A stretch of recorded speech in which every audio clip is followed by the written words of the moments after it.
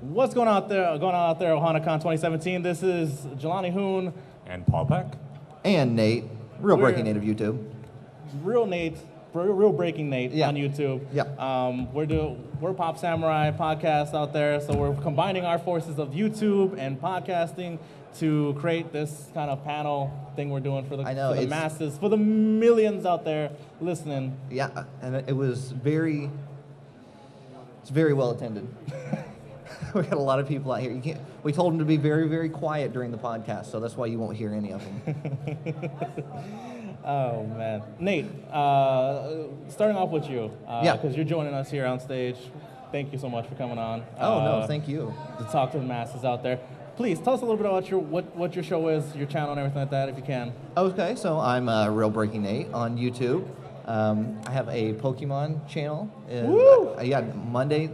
Monday through Friday, I have a new video up every single day. Every single day. Every single day. I'm tired. I don't know if you can see the bags under my eyes, but I'm literally tired. And so I do a lot of Pokemon videos, and I just do anything Pokemon related. So it's not necessarily a trading card game channel or a video game channel. It is just anything that has to do about Pokemon. Boom. I put it on the channel. It's my channel. I can put whatever I want on it. Everything. Yeah. So what have you done so far? Have you done like here's my Pokemon pajamas? So I'll do I'll do news stories. So if there's like a big news story going on in the world of Pokemon, then I'll do that. Unboxing products, things like that. So just a little bit top 5, top 10 countdowns, things like that. Yeah, so just whatever, like I said, whatever I feel like. I do have a couple other videos that are not Pokemon related that I did a little bit earlier in my YouTube career, and they're still up there. I haven't privated them or anything. So yeah, it's kind of my thing. Okay, I mean, good. It's working out. It's working out for you. It's working out. I'm here, and I get to do a lot of conventions, so it's working out. Yeah. Yeah. What led you to wanting to do this YouTube channel all about Pokemon? Is it a major fandom of Pokemon? I was a fan of Pokemon ever since it debuted in America back in the 90s, since day one. I never lost interest in it. I know a lot of people lose interest in it when they grow up. They feel like they have to adult. I try to adult as little as possible in my life. So I never. I'm with you on that one. Yeah, I felt like I could see you chiming in. You're like, yep. So I try to adult as little as possible. I got into YouTube. I've always loved entertaining people. So whether it be doing a performance or just talking, I've always loved entertaining people. And so eventually, about 2 or 3 years ago, the opportunity came up, i.e. me getting mad at my job and quitting. And I went home, and I'm like, I quit this place. I want to go and start a YouTube channel. Just you wait and see. How bad was the place? It was a retail chain that sells clothes, and their logo is an eagle. Got it. All right. Okay. Yeah. Forever 21. Got it. I would have lasted 3 hours. So, got it. And that's what I've always done. I'd always done retail. So that's what I knew. And so one day I was fed up. I was like, this is going nowhere. I'm done.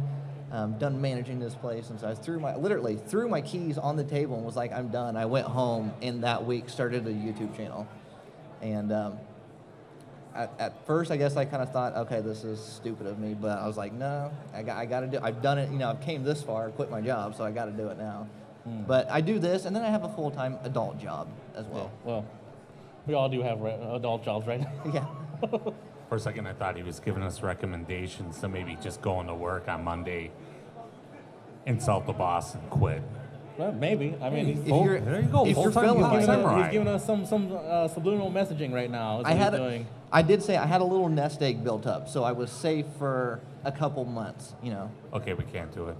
Never mind. I guess I'm too You still got to at least be somewhat responsible. And then, so did you start off right away doing daily videos? No. When I started YouTube, I just started doing a video when I could here and there, and I absolutely knew nothing about editing, nothing about video software, knew nothing about equipment, so it was all a learning experience for me from the get-go. And when I started off doing YouTube, it didn't start off as a Pokemon channel. It just started off like me just whatever I felt like doing, I just did it. Look at me! And then and then I finally did a video on, yeah. And then I finally did a video on Pokemon, and everybody loved it. And I was like, why am I not doing this? It's my favorite fandom. Why am I not doing this? So then that's what I started doing. I stuck with that, and that's what people seem to enjoy that I do. And I have no problem with it. I love doing it. I do it for fun. You know, I'm not in it for the money or anything like that. If someone offered me $1 million, heck yeah, I would take it. Yeah. But I'd still do it for fun. Yeah, yeah. I mean, the same thing with us. Again, Jelani, Paul, co-host on Pop Samurai podcast. We started this off, and it ended up just being just like all we ever did all the time was sit around and just talk about things we like, you know, movies and games or just pop culture stuff. We mostly talked about it while we were at work. It's where we were supposed to be working. Yeah. And we said, well, maybe we should actually do something around this place and do this on the side. Yeah, so yeah, I mean, we still don't do a lot at work, but I mean, we decided, you know, hey, we have this whole repertoire with each other. We talk with each other. We enjoy each other's company. We love the pop culture, you know, geeky stuff and the gaming, the movies, stuff like that. Why don't we just set it to a recording? You know, why not turn on a mic? Put a mic in front of it, you know. Exactly. Funny thing is, like, you know, when you're getting into it, it's like, okay, here's some mics. Let's try and record. And getting into it is like, at first you're like, there's a mic in front of me. I don't know if I want to, what should I say, and this and that. But then after a while, it's like, yeah, it's just normal. It's not there. You know? It's just like talking with your friends. Exactly what you said. And then, I mean, for you, I mean, you're doing the video aspect of it. I mean, we haven't transitioned to video. We have done some stuff, and I mean, we're right now at Ohanacon. Hey guys, we're recording a little bit on video, and slowly getting out there, you know. But where's the camera? Getting there, but for you in front of the camera, how hard was it to get in front of that camera to do stuff at first? It never bothered me to see. I know some people are like, oh, I hate seeing myself on camera. I hate seeing a picture of myself and things like that. I love a camera. I gotta watch what I say here. You have an adult job. I don't have an adult job. I was gonna say I'm a camera whore, but I love just, if someone wants to take a picture, I'm like, all right, let's do it. Let's take a picture right now. Yeah, I'm ready for it. There you go. So getting in front of a camera is not hard. The hard part is that, so I go to a lot of conventions and I do a lot of panels. I do a lot of hosting of celebrity Q&As and things. So I love talking in front of crowds.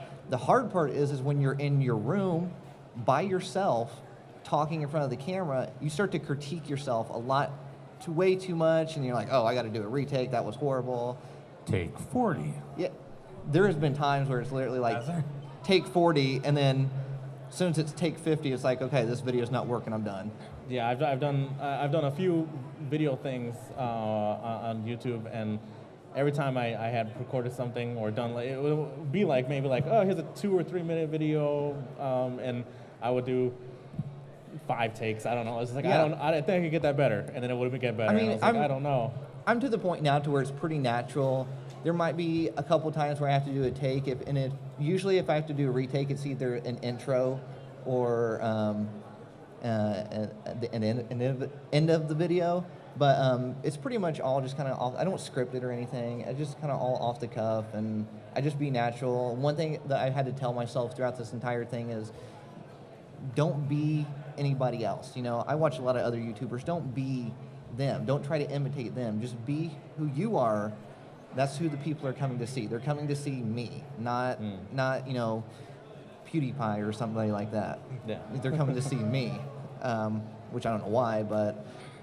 So I always just tell myself, be myself, and that kind of helps me. Yeah, I mean, get through it. Like for us, when we were doing the audio podcast, we're still doing audio podcasts, but I mean, when we do it, there's a clear difference from when we started out and now, of just like, okay, we tried a bunch of things here, the format was a little bit different, and then slowly we just kind of just like, this is who we are. Those first few episodes are just so rough. Yeah, they were just like, let's try and get it organized this way and do it this way and do it that way, and we're just like, you know what? Let's just go into it and let's just be ourselves. Let's just kind of just, you know, be friends. You know, and that's sometimes I imagine like I always thought it would be nice if someone would record. So like me and my friends are the same way. So like we sit around and we talk and we always think, why are we not turning on a mic and recording this? But then when you turn on that mic, then it's kind of like changes the dynamic of how things work. At least that's kind of what I felt like, because I was on a couple podcasts. It changes the dynamic. I almost feel like someone should like secretly record it. You know what I mean? And then you can just upload catch you it. saying the most horrible stuff, and it's just like, you know, when there's a mic on, it's like, well, hey guys, I'm Mickey Mouse level quality of like, how you guys doing? You know, everything's good. And you know, when you see that happen, that's what happened to us at the beginning. I was like, okay, we're gonna record, and they're like, I kind of have a problem. I don't know if I should really say certain things, and now we're just kind of just like, this is what we are, and this is the jokes we make. And this is the language is really let loose at times. Oops.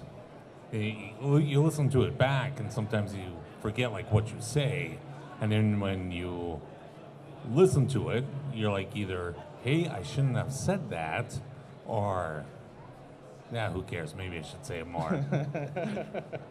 It hasn't gotten me in any kind of trouble yet. Eventually, probably, it might. So, Who knows? oh yeah, I'm sure. I always thought with podcasting, the one thing that I always worried about is dead air. So like, you know, if we was to just sit here and we're like, okay, what's the next topic we talk about? And we just all kind of look at each other and we're like, okay, what are we talking about next? Yeah, at the beginning, I think we had a couple of like times where it was like, yeah, we're having trouble transitioning, and then it was like, you know what? We're just having a conversation. Let's just tangent and do what we're gonna do. Hey, how did this go? What's this going on here? Let's get back to this topic. And we just swerve all over the place. And it's just like, okay, it's more natural that way. When you're talking on a podcast, you're trying to like, yeah, that's all I have to say about that. And then silence. And then it's just like, 2 seconds can feel like 2 minutes, you know? And so do you guys have a, I guess maybe an inspiration for the podcast besides you guys just talking? Do you like listen to someone else and go, that's the kind of format that I want right there? I think at the time when we started this, the only podcast that I was listening to was Forcecast. Okay. And like at work, and then that was it. Yeah, for me, I was a big podcast listener. I was all over the place, you know, from like Joe Rogan's podcast or Adam Carolla's podcast, and all over the place, from like even some gaming ones, like from like Game Informer podcast or IGN, and just kind of being all over the place with it. And I was one day like just sitting at work listening to the podcast, and I was like, why don't I do this? It's like, I'm thinking about it. It's like, I'm sitting here, I hate my job, and you know. Hopefully they aren't listening. This is before, and then I was like, I should talk to the guys about what they think about this. And I think I approached you first. And I was like, no, I think it was Alex. Okay, so Alex is our third co-host. He's not here with us today. You had somebody else in mind, I believe. Did I? As the third leg. I don't remember. That was years ago. But then you saw that I actually did more talking than working, and you said, hey, this guy might be good for my podcast. We were friends before that. Well, we were friends before that. But you saw how little work I did and how much talking I did. He inspired me with how little work he did and how much talking he could do. That's the driving force that I have at work. What about you? What's your inspiration, Nate? I mean, as far as YouTube, I don't know if I have an inspiration for YouTube. As far as something along the lines of like podcasting and thing, I'm a huge Howard Stern fan. Yeah. I'm like crazy obsessed. That's like all I listen to when I'm in the car at home. It's like, so he's kind of like, I guess, an inspiration of like, I don't know, just being yourself and just talking about whatever you want to talk about. Mm-hmm. And as far as people always ask me, what YouTubers do you watch? You must watch a lot of Pokemon YouTubers. I probably have 2 Pokemon YouTubers I'm subscribed to. I watch a lot of other things that have nothing to do with Pokemon. And I kind of do that on purpose because I feel like if I watch a lot of other Pokemon YouTubers, I'm going to start to critique myself too much. And then I won't be myself as much as I am. So I kind of purposely don't watch a whole lot of them. But I like to keep up on them as far as like if they're on Instagram or Twitter and things like that. I like to just kind of know what the community as a whole is doing. Yeah. Can't speak for Paul right now if he's still listening to the Forcecast or not, but I mean, for me, I've taken some cues from other podcasts, and that's kind of created kind of like, okay, this is how some formats have worked. What's the format that could work for us, right? And then eventually we kind of just made it our own, right? It was like, okay, so we got 2 podcasts that kind of just like, we tangent a lot. We talk about certain things on one and certain things on another, and this is our flow. And this is what we do, and this is what we're about. You know? It's like we talk like we're just sitting down and talking on a couch and just having fun, and that's all we're doing, and that's our kind of like flow of the thing right there. You know, I've taken cues from other podcasts, you know, of like, okay, here's a topic, next topic, next topic, next topic, and I was like, that might not work for us. I mean, we like to go all over the place and tangent all over the place, but it's something that we enjoy doing, just talking with each other, and it's like, okay, we got to try and figure out a way to get it and experiment, you know. And so we play around with the format every now and then, but I mean, I think we're finding our groove with the way we do things. I mean, for you, I mean, are you constantly editing like the way you shoot videos? I hate editing. It's the worst part of it. The filming's the fun part, you know, getting the ideas are the fun part, and then when you sit down and you edit it, and you're like, I mean, it takes me, like, to do a 6-minute video, like, I'm horrible at editing, so it takes me like 3 hours to edit a 6-minute video the way I want it. But like I said earlier, I didn't know, I know nothing about editing. When I started all this, I knew nothing about editing anything, so it's still a learning experience for me. I'm still learning what programs are the best, what catches people's eyes, you know, certain ways to edit it, ways to edit faster, you know. So it's a constant learning thing for me. So editing, I absolutely hate. I'll just say that. And speaking of podcasts real fast, have you guys listened to that Richard Simmons podcast? No, I haven't. I have. I knew nothing about this. Explain it. You don't know anything about this? No. Are you serious? You got to smile like you know something about it. I know nothing. My eyes just lit up when you said Richard Simmons. Interest, please. So, yes, I want to sweat to the oldies. So I'm a junkie when it comes to like seeing what celebrities are doing or what they're not doing. And so apparently like Richard Simmons has been in hiding for like the past 2 years. And Fantastic. There is a podcast that is solely dedicated to finding out what Richard Simmons is up to. And it is like in the top podcast right now. Really? Yeah. Man. I don't know what it's called, but you can go look it up. And I've listened to a couple episodes, and it literally, they're just trying to figure out what Richard Simmons is up to. Yeah, I mean, when you find your niche, there you go, right there. Exactly. And when they find, I figure if I did that, I wouldn't want to find out what he's doing. Because once you finally figure that out, isn't your podcast over? Yeah. Like there's no more? Yeah, it could be. You know, it's like, there's a Richard Simmons sighting here and here. Well, then they're just going to start stalking him.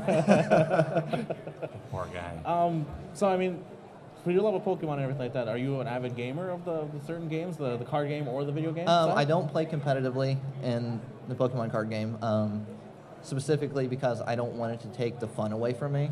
All these people that are playing are awesome people. They're really dedicated to it, and I'm totally jealous of it because I don't have that level of dedication to commit a lot of time to the card game. I mean, I guess I do commit a lot of time to it since I'm a Pokemon fan. I'm on doing this stuff on YouTube. The level of commitment for competitiveness, you know, traveling to these places and stuff. And so these people are completely awesome if they do it, but I feel like that would take a lot of the fun out for me.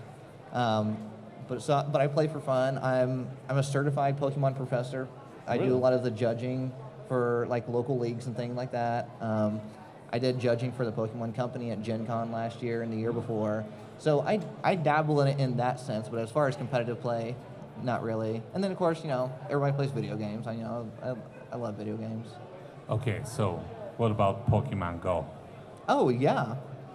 Has it taken you any strange places? Has it taken me to any strange places? No.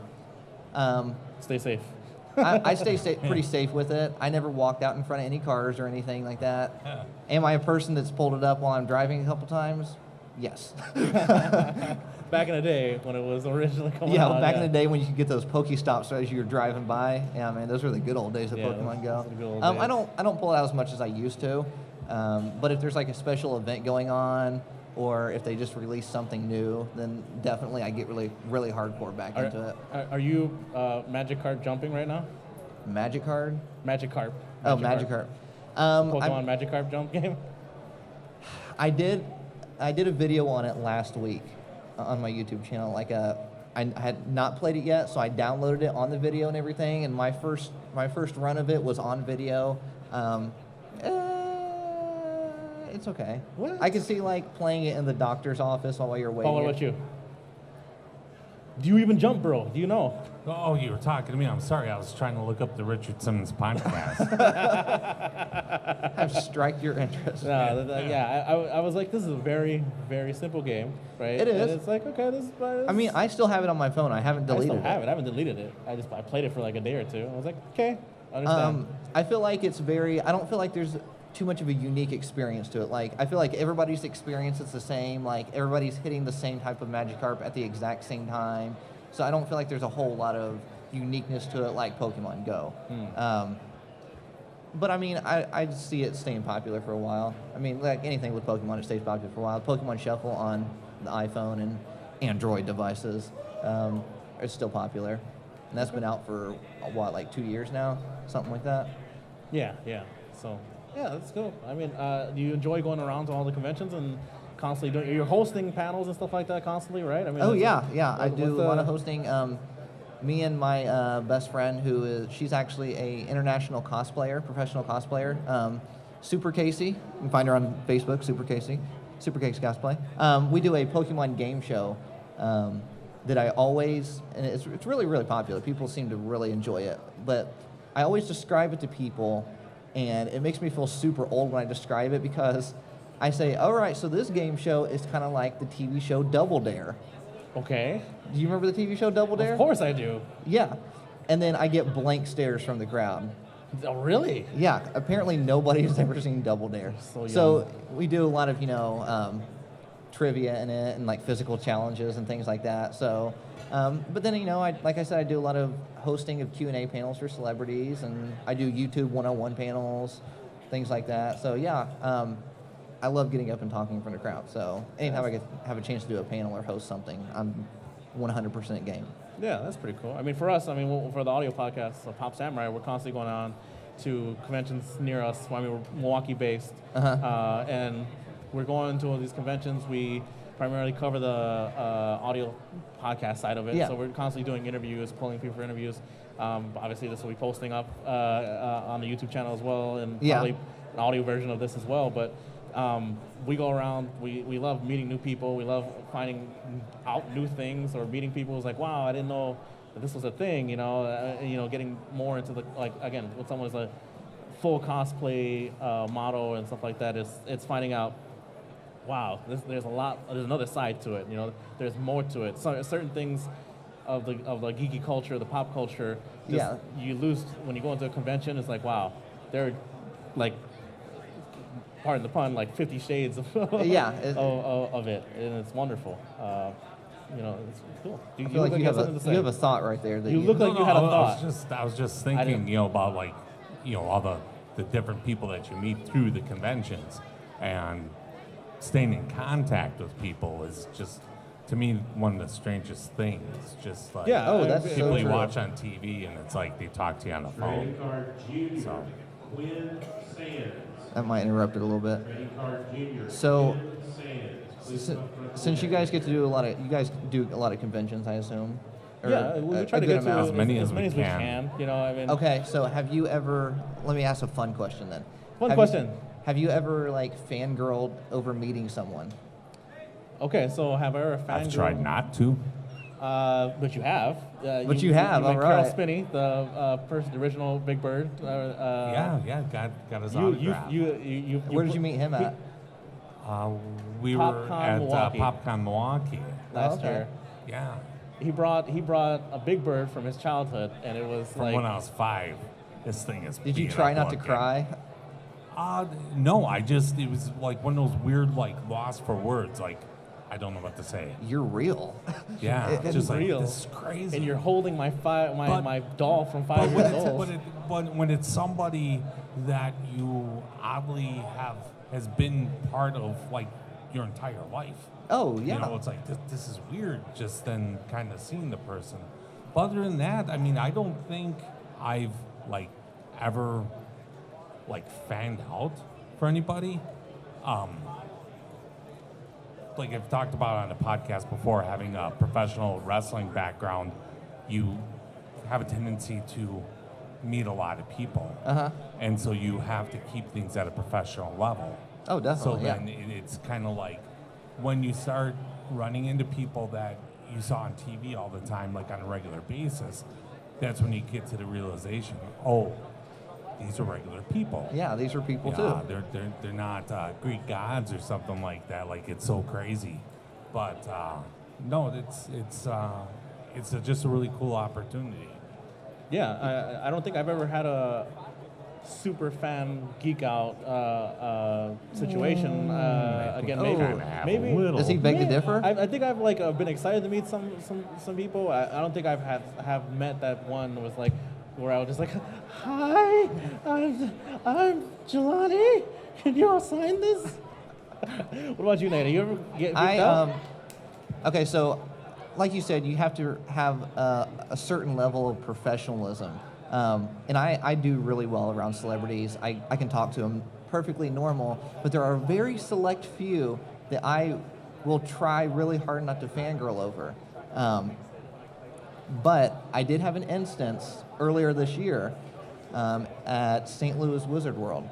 I had the chance to, I was doing panels there, and I had the chance to go meet Evan Peters from American Horror Story. Okay. And you blanked out? That's literally what I didn't freak out or anything. My mind went blank. I had no idea what to ask him, no idea what to talk to him about. Hi, I asked him the most. I'm breaking. I mean, I asked him the most generic question you could ask him.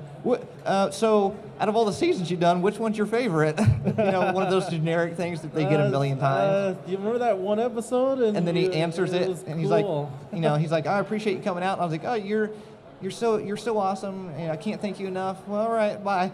And just literally just walk away. I walk away. I'm so freaking out. I kind of had that with Mark Hamill from Star Wars, where there was a million questions I wanted to ask him. I just completely drew a blank. And you thought of zero, yeah. Yeah, just nothing. Just kind of hi. You're great. You remember when you played Luke Skywalker? Thank you. That was awesome. That was it. Thank you. Kind of a weird moment for me this weekend. So when I first started doing YouTube, not a long time ago, but when I first started the channel, I had the chance to meet Veronica Taylor at a convention, and I was meeting her as a fan. I mean, I'm still a fan, but I wasn't paneling or anything. I was I literally paid to go to this convention, and I was attending it, and I got to meet her, and I remember walking away kind of fangirling afterwards, because I was like, okay, I'm doing a Pokemon YouTube channel, and I just met Veronica Taylor, and then I started thinking, what if one day I can get to the point to where I could work alongside her at a convention, or get to interview her or something. And then this weekend, well, guess what, buddy? And this weekend it's come full circle, so it's kind of a little freak out moment for me, because it's you always hear about those stories, people going, from, I don't want to say rags to riches type of situation, but it's they had this dream when they were a kid, and it came true. So it's kind of what it is for me this weekend, So it's very exciting for me to be here to do this weekend. I mean, just being here this weekend at Ohanacon 2017, hopefully getting a chance to meet her later on and talk to her, and hearing her during the opening ceremonies for the tournament, and just hear her transition into Ash Ketchum. That was literally history. I felt my inner child just go oh God. To have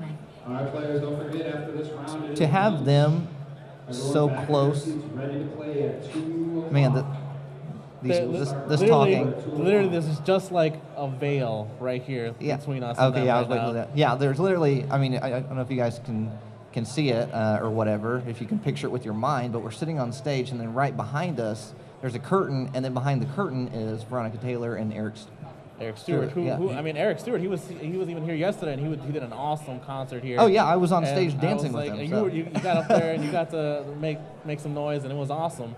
And why don't you crash through the curtain like Sweetums at the end of Muppet movie? Just run through. Hey, When you were talking to me earlier, did I not say, hey, we should just stick the mics through the curtain and then ask them to agree with whatever we're saying? I think I suggested, you know what we should do? We should do like the dating game where like they're just behind the curtain. Yeah. All right, who do we have here today, folks?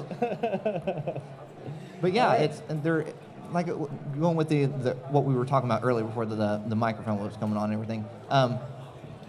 That was like history that we saw earlier. Yeah. To have Veronica Taylor and Eric Stewart be so close to doing something with the Pokemon Company again. Yeah. I mean, this is a Pokemon Company event, regionals going on right now, and have them so close and such the warm welcome for them, and everyone's so excited. It blew me away. I was literally in awe and just like so happy.